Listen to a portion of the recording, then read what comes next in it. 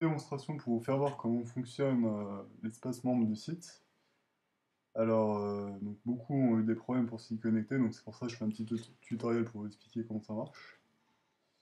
Alors, pour vous connecter sur la page d'accueil ou sur n'importe quel type de page, vous trouverez en haut à droite un lien se connecter. Vous indiquez donc votre nom d'utilisateur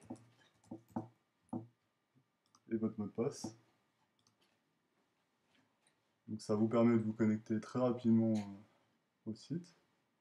Vous pouvez accéder à votre profil en cliquant directement sur la zone en haut à droite. Là, vous tombez donc sur votre page publique. Vous retrouvez ici donc toute votre actualité. Moi ici, j'utilise un profil qui a pas d'actualité récente. Vous retrouvez vos dernières discussions et les articles que vous avez qui ont été validés. Vous trouvez aussi le formulaire de contact, vos marques favorites ou les articles que vous avez marqués en favoris. Alors maintenant, donc le vif du sujet, comment proposer un tutoriel. Donc c'est très simple. Il suffit de cliquer sur l'espace rédaction. Ici, vous retrouverez le listing de tous vos articles en cours de rédaction. Si vous n'en avez pas encore créé, c'est normal que ça soit vide. Pour commencer, vous cliquez sur créer un article. Vous indiquez tout d'abord donc un titre pour votre article. Donc là par exemple, je vais reprendre un tutoriel de Space, donc qui concerne la préparation d'un voyage. Hop. Moi je vais mettre du texte bidon juste pour vous faire voir comment ça fonctionne. Voilà. Hop. Donc il y a ici, tout d'abord, c'est un résumé, donc 150 caractères, juste pour... c'est ce qui sera visible en page d'accueil. Donc c'est juste pour vous faire voir. Je valide. Enfin, on peut choisir une rubrique, donc soit mobilette, scooter, mécaboîte, mini-moto. On valide. Ensuite, vous pouvez créer des paragraphes en cliquant sur le petit plus ou envoyer des photos directement. Donc moi, je vais commencer par envoyer les photos et ensuite je rédigerai en fonction des photos d'illustration que j'ai à disposition. Donc, je clique sur envoyer des photos. Donc là, il y a une applet Java qui se charge et qui permet de redimensionner à la volée les photos. Donc il faut autoriser pour la première fois son exécution.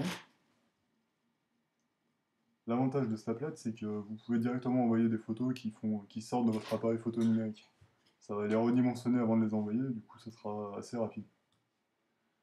Donc soit vous naviguez dans vos répertoires, soit vous prenez un explorateur de fichiers et vous faites glisser vos photos ici. Là vous retrouvez donc toutes les miniatures des photos que vous souhaitez envoyer. S'il y en a une que vous ne voulez pas, vous pouvez l'enlever, très simplement. Vous pouvez en rajouter, etc. Quand vous les avez sélectionnés, vous cliquez ici et ça démarre donc le téléchargement de vos photos. Donc vous voyez, ça va assez rapidement. Et là encore, c'est des photos redimensionnées, mais si vous mettez des grosses photos qui font jusqu'à 10 mégas, ça fonctionne. Et presque aussi rapidement que ça.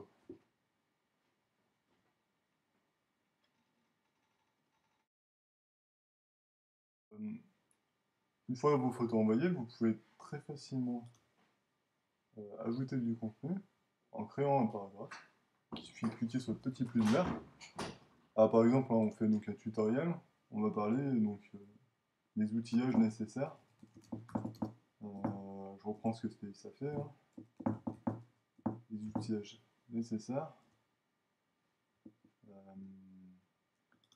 Voilà.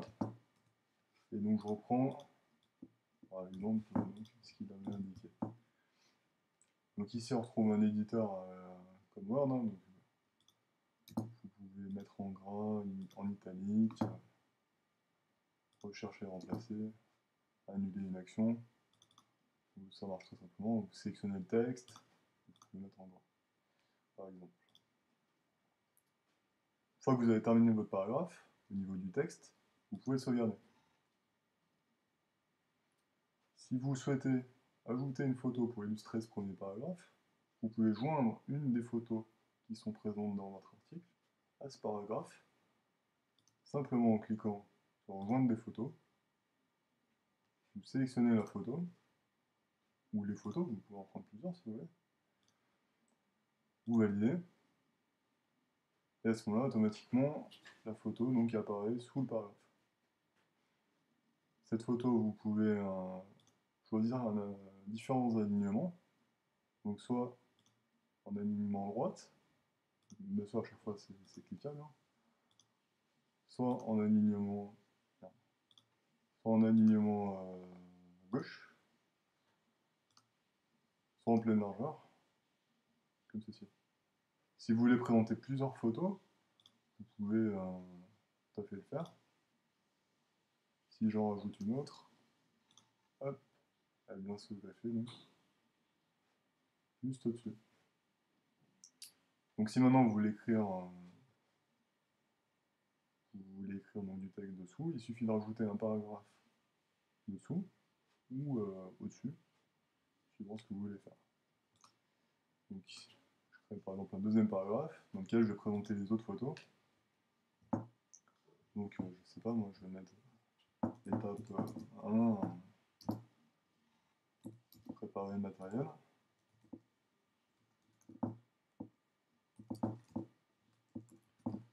Par exemple. Ici, donc j'écris mon texte. Allez, je vais prendre un texte en copier-coller.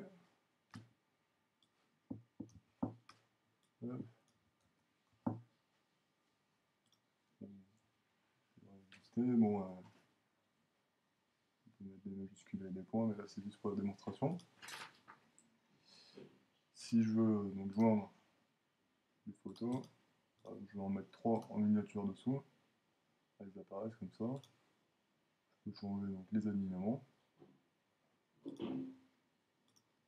Et donc comme ça, étape par étape, on rédige et au fur et à mesure on joint les photos. Et au fur et à mesure que vous insérez les photos, en dessous, il vous reste quelles sont les photos que vous n'avez pas jointes à votre article. Donc si vous oubliez de les joindre, c'est pas grave, ça peut être en miniature sur votre article. Mais à la fin quoi.